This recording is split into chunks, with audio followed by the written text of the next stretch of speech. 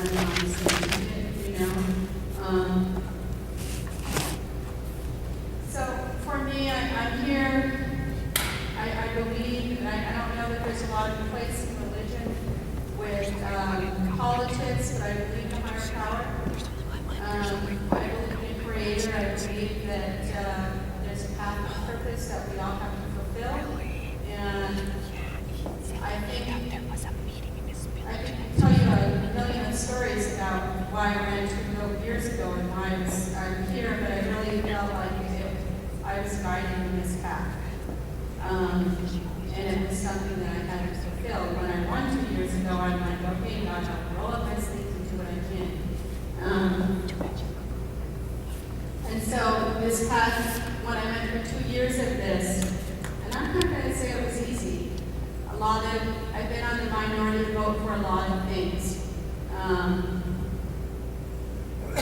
I like Darlene. I worked with Darlene last year when the $40 million building came out. I wasn't even there to support it. I mean, it hit the table without our knowledge. I was in C.B.C. that night, and I got a call that $40 million building hit the table. I was like, oh my God. Even if I drove all night long, I couldn't have got back to put a no vote on the table. So I was glad that Darlene, was there to put the no vote. We were able to rescind that. But, on another note, the last thing I want to say too is that there are always 2 sides of every issue. There truly is. And a lot of things I've really opened my eyes up being on council because I need to see both sides. I really have to. I'm not really being a good leader if I can't see both sides, or if I don't look at both issues, or if I don't try to understand the issues, and that you and I can agree to disagree, or we can agree on things, but I need to understand. The last thing I want to explain is the casino, because this is OMAC district, and I know that there's been a lot of support over here for the OMAC casino that's being held here. And the approval for that just passed last Friday. And it was a $68 million loan that went Penn signature. And that Penn signature will be read out this Friday at special. And I voted against it, but it's not that I'm against the casino. I know that we need to develop our economy. I know that. I know that we need to diversify what we do with our economy, and I know that for decades we relied on our timber only, and we needed to look at other things. The convenience stores that we have are doing well, but we're a large tribe. To sustain ourselves, we need to look bigger. We need to look at different things. The reason I voted no against that was not because I was against the casino, but I was against the debt. I didn't agree with the overall debt that we were going into, and I wanted the corporation to bring down their debt prior to building the casino. Because also on the table is the building that everybody said. So there is not always there isn't always a yes/no answer to things. I support the tribal government building. That building burnt down. We need a new building. Office space is critical within the tribe. So with that said, the last figure that I was told was over $40 million for the building. We can't afford a $40 million building right now. So when you're at the $68 million, you add $40 million. It's not that I'm against the casino. I'm not against the tribal government building. I'm concerned about the overall debt that's going forward. And then we also, Josephine's here, and she knows too that we've been working very hard on the OMAC clinic. And there's a possibility for a OMAC clinic in the near future. It's a joint venture that is going to come out this July, possibly, and we've been getting ready for that. Participated in the meeting last week, that's going to probably come in at about $30 million. Those are three major projects.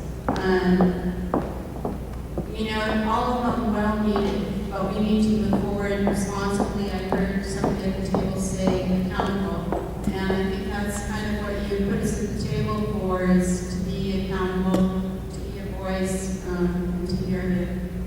But thank you for coming, and thank you, Andy, and for putting this whole thing on and putting it together. I apologize for being late. I didn't know this was going on. I actually got word of this, so I do apologize for being late.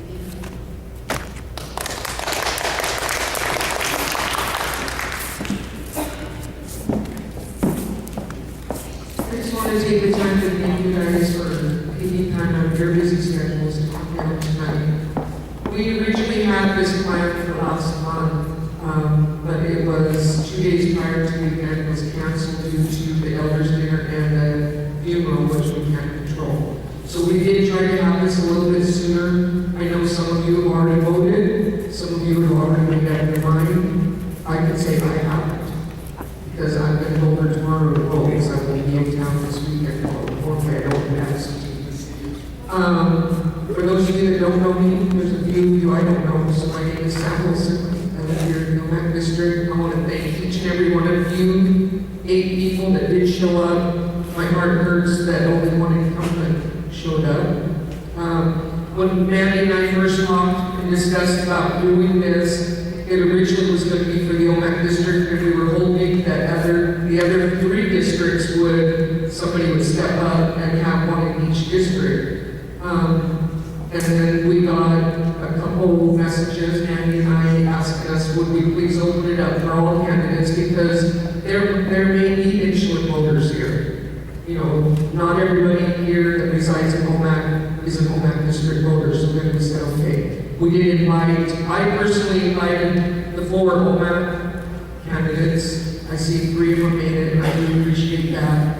And I'm glad, like I said, I'm just glad that the rest of you did take time out of your schedules to come over. And I hope when I'm 70, I can run for council. You are awesome. The only ground rule that we kind of wanted to have is that we don't want any personal attacks on anybody. We want to open the floor. There are no set questions. It's an open forum. We ask that you guys limit your time with answers, so we're not here until 11 o'clock tonight. But we want to open up the floor. If you have any questions, this time. Sorry for being late. My grandson's birthday. So, you know, there's really a lot of issues. I only got to hear 2 people speak once on a relative here. And a lot has been brought to the table forefront. One is our sovereignty. There's a lot of sovereignty being violated right now. It started from the original claims the sovereignty was violated. The big money everybody jumped at. You know, it was a big mistake. I told my nephew who came to my house, Ricky, it was a big mistake. He says, why? Okay, you have grandkids, is that correct, all of you? Okay. And they won't get no money. There'll be damages. It should have been perpetual, the amount we make it every year. They've been negotiating bad faith with all the rates we had. And another thing is our water rights. It's been sold without the input of all the people. That's a violation of our sovereignty. Anything that considers sovereignty before the white man came, I consider sovereign. All the people should consider sovereign too. That belongs to the people, not the council. If they want to have a vote, they should have the input with the people. That is the old time way they did it. And I would ask one man a question. We received $5 million from the Wells Dam, or what was the aquifer Christine Gregor got elected at the time. Somehow, that was not brought out at the right time. I would ask Michael Shannon to explain that to me, please.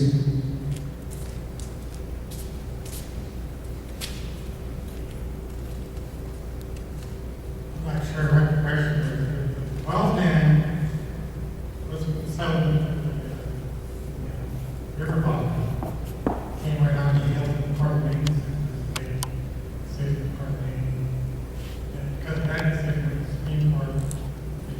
because you couldn't have a mayor, well, it's a mayor from the C.B.C. So there was a negotiation went on in Wells Dam Riverline. After that settlement was done, which is still in place, there was a part two of the settlement, which is supposed to be conducted, it's never happened, but it's for the shoreline, basically. The river line, and then on the shoreline, they were in bonds, so the P&D went to negotiate with each landowner who wanted the river.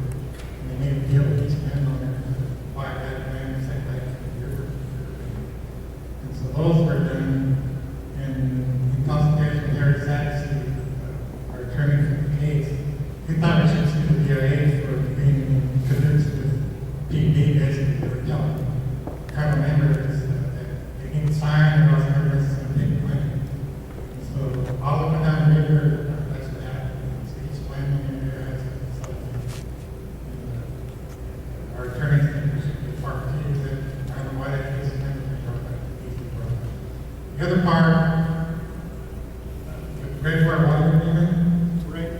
The $5 billion which we received, Yes, yes. and who signed off on it, please? I can talk about that. Yes, the council. But the original issues were brought up probably by James Olson, Don Matt, we were talking about, and talking about the water that's scarce in the Northwest, more and more people want to take it, and all this negotiating taking place in California. Also, there's an agreement going on between Canada and the United States, it's called the There's two big things going on. There's still more and more people moving in every year, like this is the crowd. So those are the talks that are taking place between the tribe and the state. Basically, what the tribe told the state is we want to be part at the table for anything done with the Columbia River.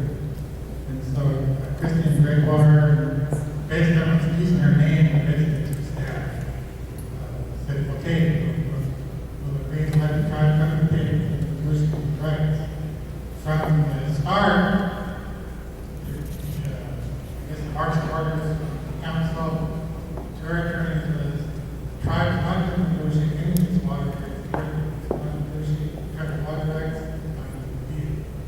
And but most people don't understand water rights. People think because it's on the river, goes by all the reservation, and think it's wrong, all the water goes by reservation.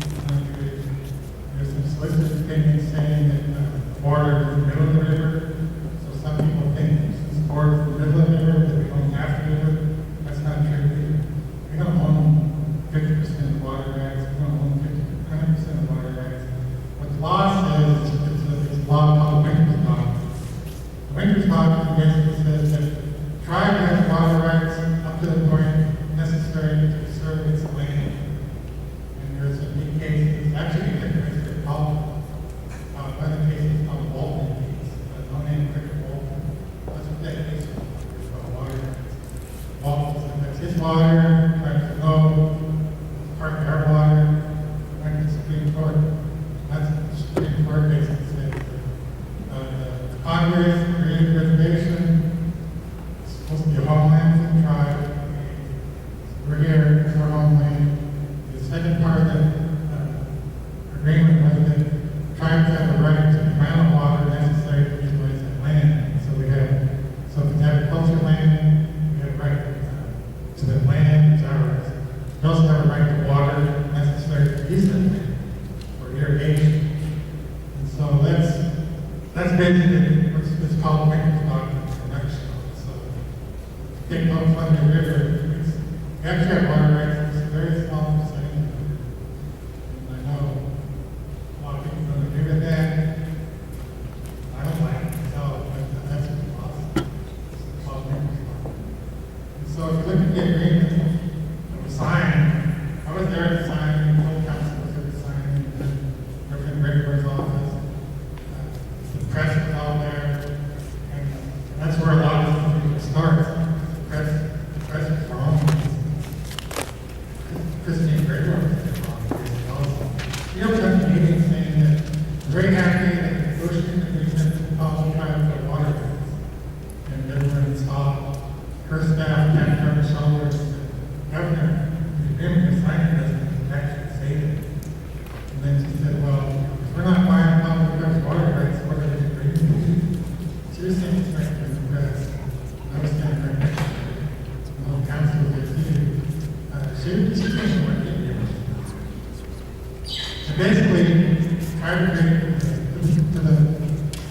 settlement amount, let them get water, which is not the tribe, which is not trying to water. That's why I said the first paragraph of the agreement. Nothing in this agreement affects tribal water rights, nothing in this agreement affects tribal sovereignty. Basically, what the state is paying for the agreement, will get back out and consume water that's not ours. I know that's been controversial, and I've heard different kinds of versions of this happen. I was involved with it, I was there, and that's what I think happened. So we get like money for the agreement, not somebody private rights or anything. Now there's other agreements since then. I don't know. What's it called? Sorry. Yes, agreement? I don't know. No, it's different.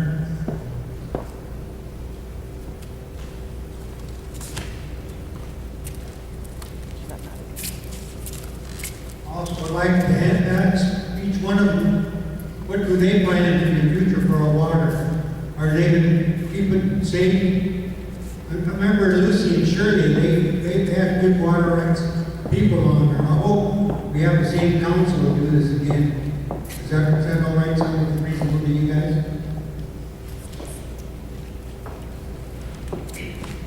Yeah, you know, when I first opened up, I thought they just wanted basic an introduction, keep it short, sweet, move down the line. I'll take this opportunity. In my notes, I got water, timber, jobs, you know, just basically. I just heard that Gebber's put in a multi-million-dollar PGA course, golf course down here by Brewster, and he got the water rights. I really want to know how he was able to do that. You got a lot of golf courses in California, they're letting them go dry because water's expensive. Water is our life.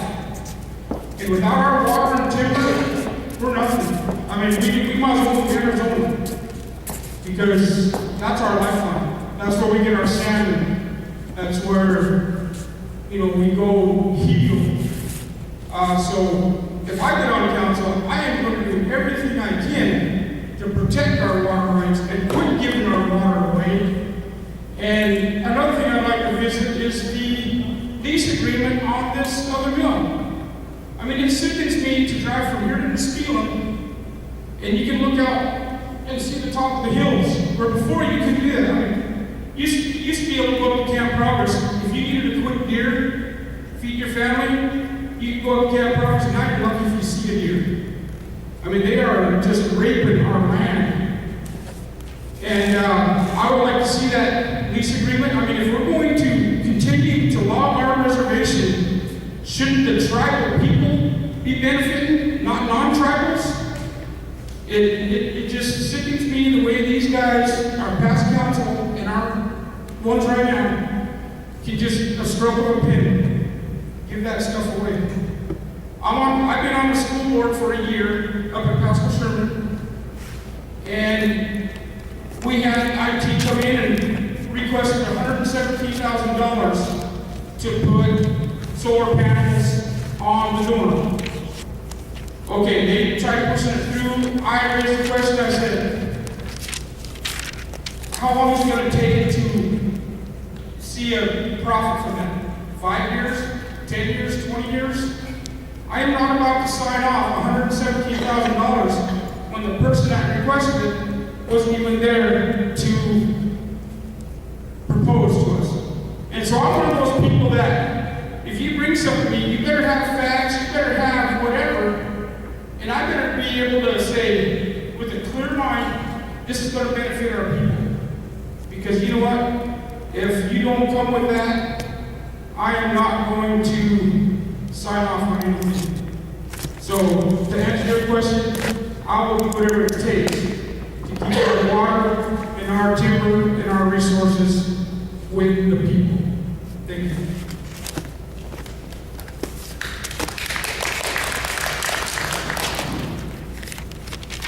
First of all, you've been put on the question. to understand how delicate water is. Right now, California, like he said, is running out of water. Oh, can you hear me now? Okay, I'm sorry. So all this time I was talking and nobody heard anything I said. I just got all over. To answer your question, water right now is going to be the largest delicacy in the world, I believe, coming very fast upon everybody throughout this world. There's so many watersheds that are being polluted, so many different watersheds that are being misused. I feel that if I get elected, I would do a lot of research on it. I would find people that specialize in water rights and try to negotiate with them to protect what waters we have left. And as far as I'm concerned, right now, I'm ready to try it. Can you hear me? Can you guys hear me now? Is that better? But as far as I'm concerned, water is worth way more than gold right now. And in the future, gold will be compared to water. And really on my introduction, I do apologize about like falling down or not. That was just quick. I have lots of issues I would like to see addressed. Tarot, the employment rights for all the tribal members. One big issue that I think everybody has is healthcare. I don't see any healthcare plans for any of us tribal members on or off the reservation. Now, I think that healthcare is a must. I think it's more important than an admin building. We got several buildings that the council could move into. I'm in a lot of ways against the admin building, but I know it's needed. Casino, I'm really worried about the casino. I know that it's cost a lot of money, but I just am worried if it's going to turn out to be like Phil Bay or Oregon Casino. That's my biggest fear. I don't want to see all this money be put into a nice resort and then just have it right on the ground. Another issue I have is timber. Like Wally said, like if you can turn individuals. I was informed, I don't know how true it is, but I'm going on a whim, and I don't like to do that, but I think that logging should be kept to a minimum. I think that with these contracts we have with this mill on the east side here, I think that we should have a vote and renegotiate the prices, the amount of board fee, because within 10 years, if we keep logging, labor logging, we won't have no more timber. That scares me. And with mining, I heard a lot of talk about mining, and I'm against mining 100%. You guys still hear me? Okay, good. And with the elders and the youth, everybody in between, we all need help. We all need to come together as one and get our opinions, our goals, all oriented in the same way. What we all believe we all need as one. Not just what certain people think or feel. Not my family or her family or his family or their family. Everybody as a whole needs to come together and start working as one. That's part of what I wanted to say earlier. So I hope I answered the question. I'll pass it on.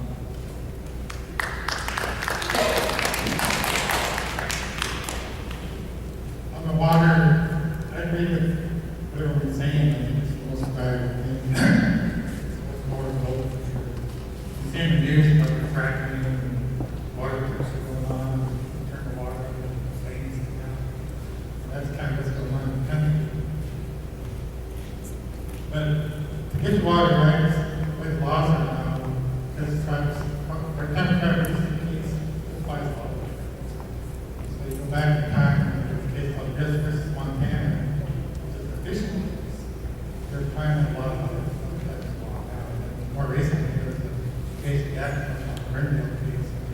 basically like the Supreme Court says, is if you don't own land, pretty much don't have freedom of thought.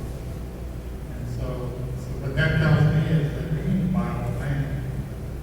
You know, buy all the land, there's no question about it, it's your land, you have to rights to the land. So there's still a lot of land we don't own. And we've been buying land back pretty fast, I think.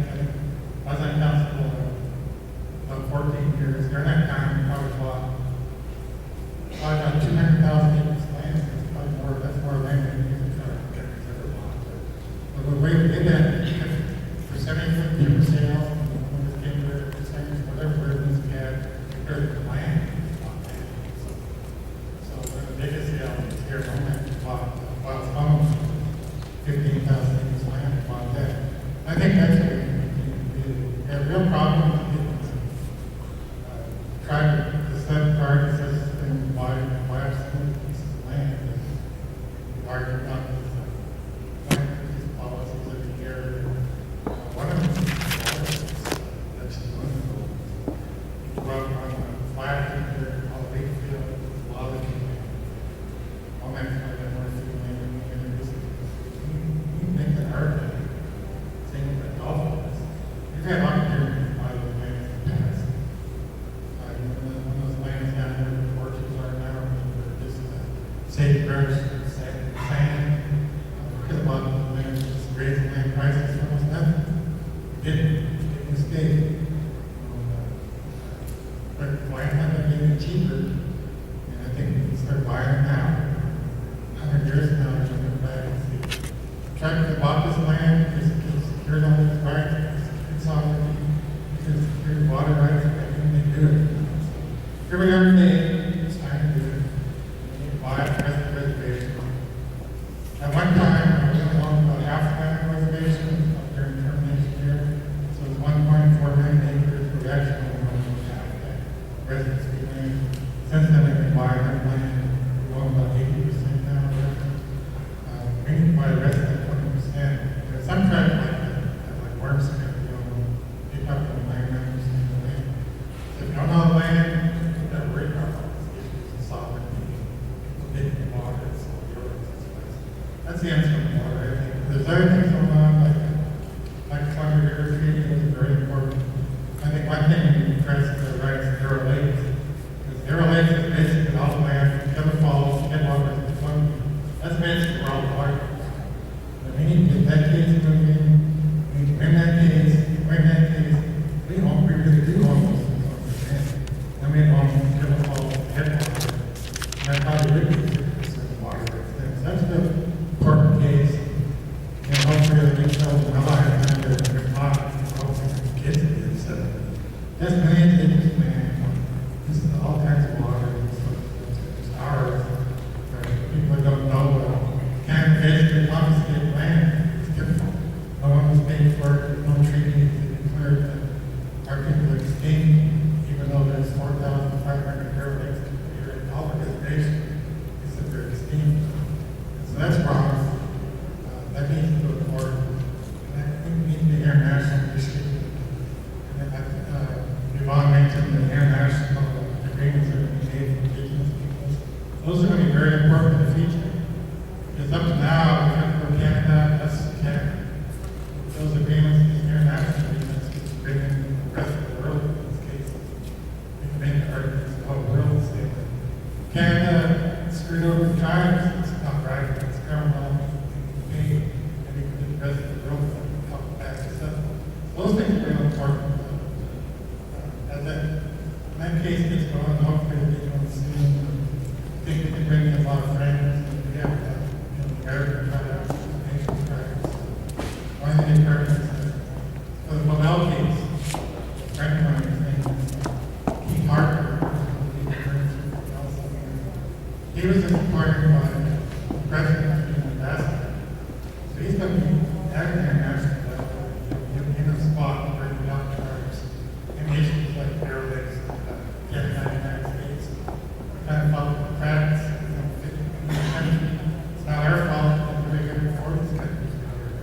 That's the international issue, it's a world issue. And we need to work with that.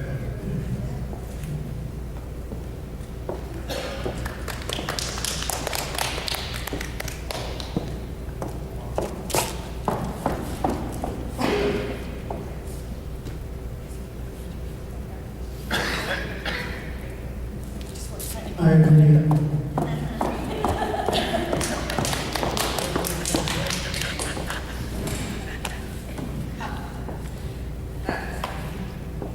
be asked, but I'm not just gonna say it. Although I do, you guys all do great things. But I did neglect to say when I first wrote who my family was. And I can't believe I did that. I'm so sorry. My dad is Art Moses. My mother is Cheryl Enter Moses. My grandma is Ellen, my grandma. And my husband and I are walking as their children. And we've been married for 10 years, and 2 girls and a boy, and a dog, and a fish, all that kind of stuff. So what I wanted to reiterate and touch on a little bit more concerning water is what's called the IRMP, the Integrated Resource Management Plan. And in 99, 2000, there was a big push for land, large reservations, large lands, to have resource management plans for all their different natural resources that were integrated. And this is actually a really good thing because the way that tribal values for virtually every tribe of our Confederacy has been is a holistic viewpoint, and where you can't damage the water without harming the fish. You can't harm the fish without hurting our diet. You can't hurt our diet without changing our population. So all those things are connected. And with this push in the 90s and early 2000s to get an IRMP, we did that. We were, I think, one of the first tribal governments to have an IRMP established. And the reason why they did that was because we have a huge timber industry here. Used to be huge. It's very active still, but it's been going on for over 100 years now. And it was started by the VA, and it does continue by the VA. But with the IRMP, they are supposed to be coordinating more of their work with the different natural resource programs. And back in the day, there wasn't cultural resource representatives on the island to do these reviews of projects. There weren't people that had expertise in a lot of different environmental issues that we have now. And once that plan was approved, it called for, I believe, 77.1 million board feet to come off of the reservation up to that amount every year. That's an annual allowable cut. And as the years have gone by, that plan's been in place for 15 years. We are getting a new forest management plan, which means the IRMP needs to be revised. Today, the resources that sit at that table are much more diverse than sat at that table 15 years ago.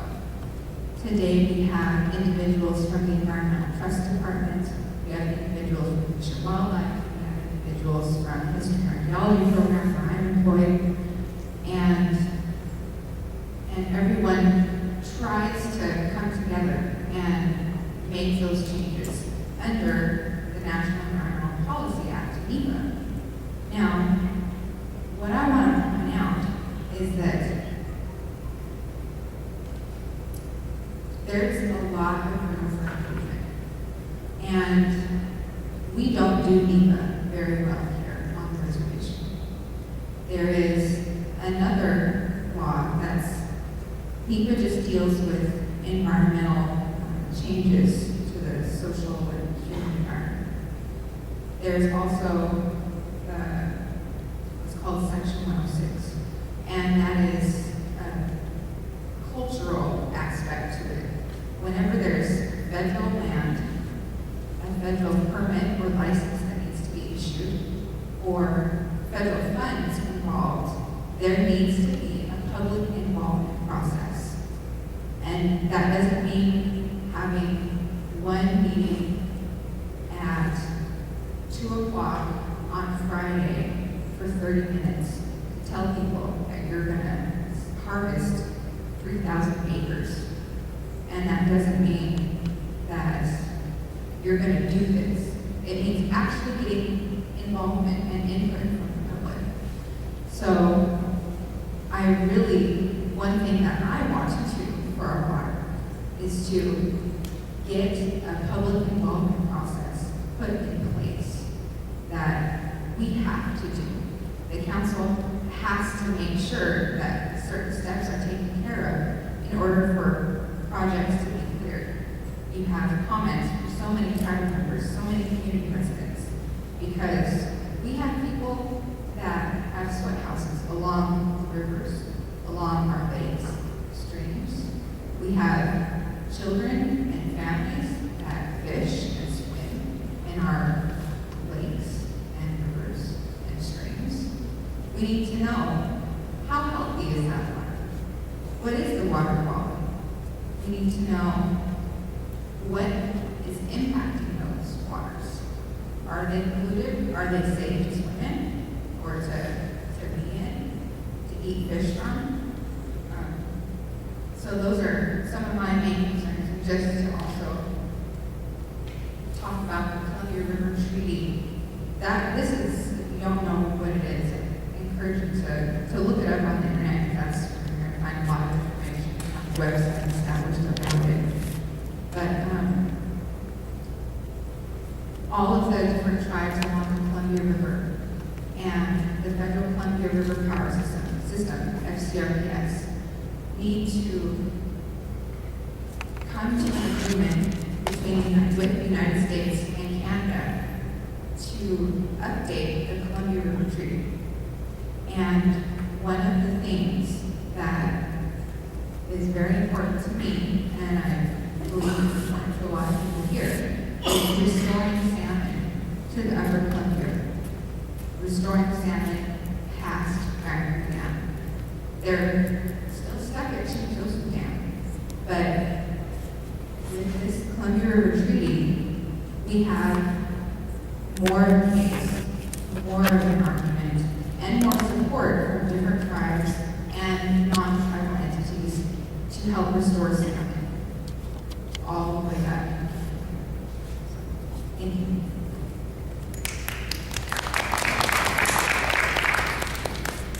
Thank you for your expert opinion. I mean, the IRP is a wonderful document that a lot of our tribal organization employees have put a lot of input into. It's a document that takes all the elements into consideration. They do have a set prescribed board fee that need to come out of the woods for a healthy forest every year. I strongly pray that the current council adhere to the recommendations of that committee and not allow future harvesting to go above that, because it is not sustainable in our forests. The water, when I first began 3 years ago, was a huge issue. There's a company out of Denver, I believe it's HKLM, and they have a satellite office in Seattle. And I talked to the gentleman on the phone one time, and I heard that he had actually came in and did a presentation to the council about 7-10 years ago. And then at that time, the council didn't really want to hear anything about it. They had too many other projects going on. So basically what I was told by one of the law firms in Seattle that helps handle a lot of our natural resource issues, he said, well, basically it's use it or lose it. And what Mike was stating when it comes to water rights and quantifying water is that we need to make use of the water that flows by us. We have a resource that is timber that we have actively been harvesting with the inception of Biles and Coleman a long time ago. My grandpa used to work for them. All my uncles did too, as I grew up. That was the company that came in here and took out our big trees that we had. They wanted that big timber, and they got it. And we're not like the coastal tribe. It takes us many more years before our trees grow to that diameter because we're considered like the desert dry area, whereas they're not. But anyway, you guys watch the news, corporate America. You've all heard of the fracking and is it the KXL pipeline that's coming through, and how the XL pipeline and how much water damage that does, and the fracking, how it contaminates the groundwaters. Well, we want to keep corporate America out of here. We need to keep our water, we need to keep our resources clean. And that begins up in the mountains that run down into our streams, into our rivers, that we were once able to drink out of. I remember being a kid, being able to go to Coyote Creek and the other spot just over the summer. They had little fountains there, you could drink the spring water. Well, you can't drink out of the streams anymore. At least I wouldn't feel comfortable with it because of those creatures out there that are not indigenous to our lands. So, clean water, yes, it's a high priority of mine. It always has been and will always remain. The five-party agreement, which are the 5 federal entities that basically control Lake Roosevelt. We have the Bureau of Reclamation, the National Park Service, and the Army Corps of Engineers. BIA? Okay.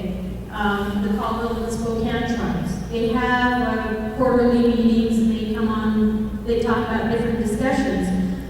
Well, during one of these meetings, the record of decision was discussed on the Odessa project. And I said, don't sign that record of decision. We can use it as leverage. Please don't sign it. Well, it got signed.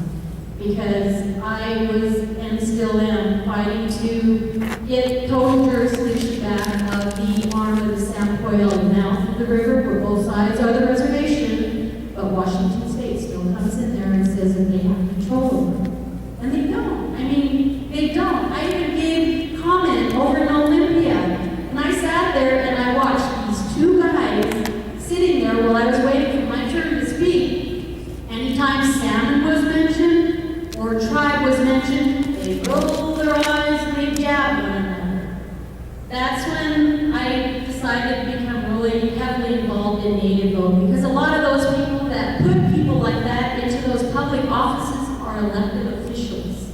Not that so much the commission, but the individuals that appointed people like that really don't know the history of what we've given up, what our ancestors have given up. They can sit there and they make decisions daily what is going to happen with your water.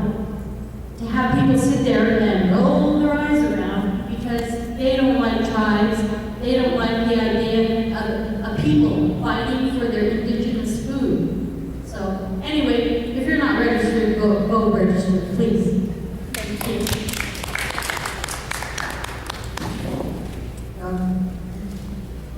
Going to appeal to the state part. Kuchusi Jisbuku, my spirit told me in a dream, in the 70s, and it was 11 o'clock in the morning, and I was at my mother's house. My mother was there, my sister Alice, and suddenly the sun dimmed. It got absolutely quiet. And what's wrong? My sister said, I don't know. She went over and grabbed the phone, picked it up, she said, it's dead. It got cut off. And something made me go outside. I stood on the porch. I looked above the tree in my mother's front yard, and right above the tree was a oval-shaped object that was hovering in the air. And I saw some over backward. At that time, my sister's house wasn't there, but it was over there. I was here, my other sister, she was here, and I was over there. And with my mind, I asked him, who are you and what do you want? And suddenly there was a sign that just floated down and landed on the ground in front of me. And I read it clearly, and it said, preserve water. And then another sign floated down and landed on top of it, and it said, preserve food. And then another sign floated down, and I could barely read it, but it said, ration gas. And then I heard a noise and some trucks going up the Hallgate Road and the church. And they were dump trucks. And they were just rushing almost lumber to lumber, going up towards Grizzly Mountain. And I asked, what's wrong? Why are they doing that? And in my mind, they told me there are landslides, mudslides. And that was the end of the dream.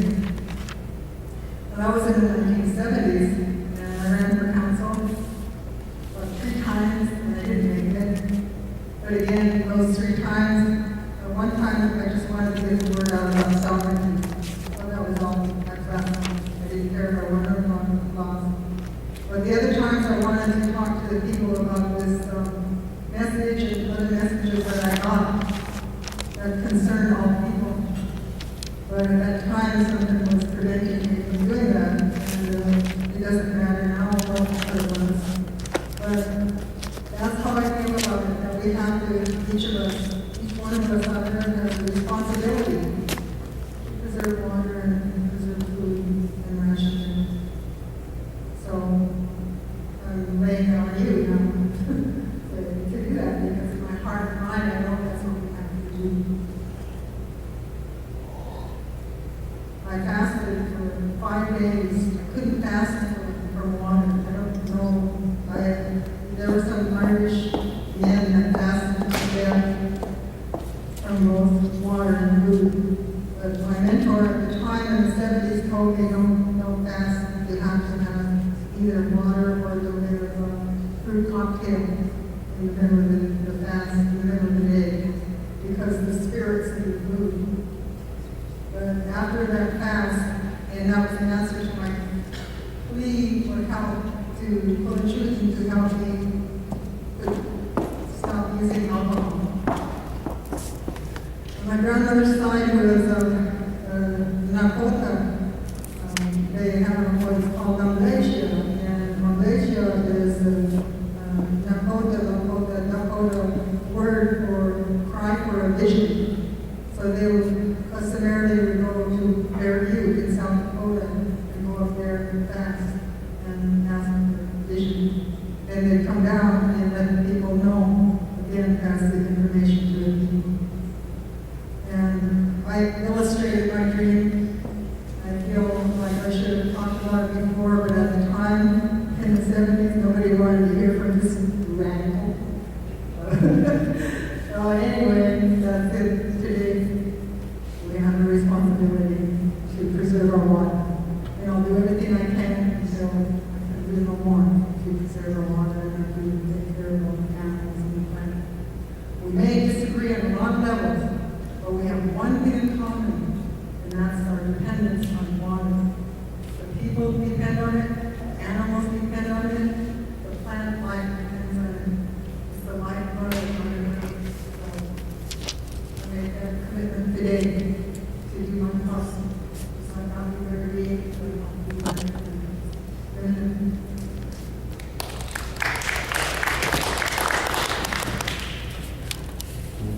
I just want to say a couple of things. And I'm going to step back on the last 2 years I've been in council. It's really hard to make promises, because once you get into that arena, you got the whole darn table to agree with you. and that's not always an easy task. You think it's really easy to do, but it's really is not. I used to wonder, what council did.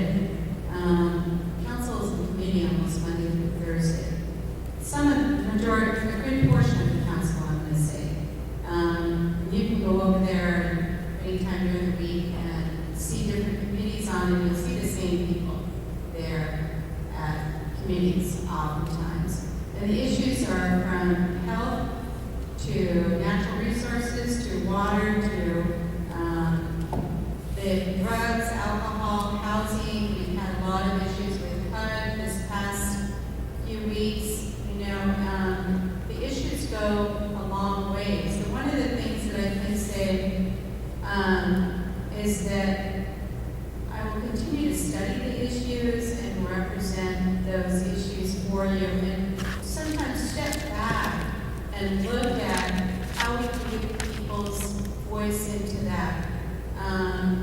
Amelia mentioned the IRMP. That team has been goes out to the community and they get input, you know, and it's not perfect. There's always ways to improve processes and systems. When we kept hearing about the HUD issues, these past few issues, it was great to hear some of the individual issues because then we can